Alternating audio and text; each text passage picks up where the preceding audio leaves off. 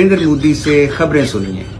पाकिस्तान ने अमृतसर समेत भारतीय पंजाब के कई शहरों पर मिसाइल हमले किए और हमने सारे हमले नाकाम बना दिए। पाकिस्तान ने मकबूजा कश्मीर के 8 शहरों पर मिसाइल हमले किए और हमने सारे हमले नाकाम बना दिए।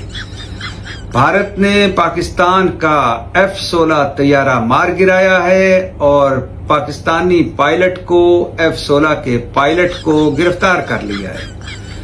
भारत ने कराची पोर्ट शिपिंग कारपोरेशन पर मिसाइल हमला किया है और सब कुछ तबाह कर दिया है। और उसके बाद हमारी सेना मतलब हमारी फौज कराची में उतरी, वहां से निहारी खाई, गोलगप्पे खाए, पान लिया, गुटखा लिया, मिशन मुकम्मल किया और वापस आ गए।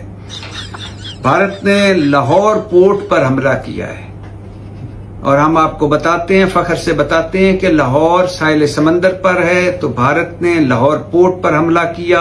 पाकिस्तानी सेना मतलब पाकिस्तानी फौज ने हथियार डाल दिए और हमने लाहौर पर हमला करके लाहौर पर कब्जा कर लिया है।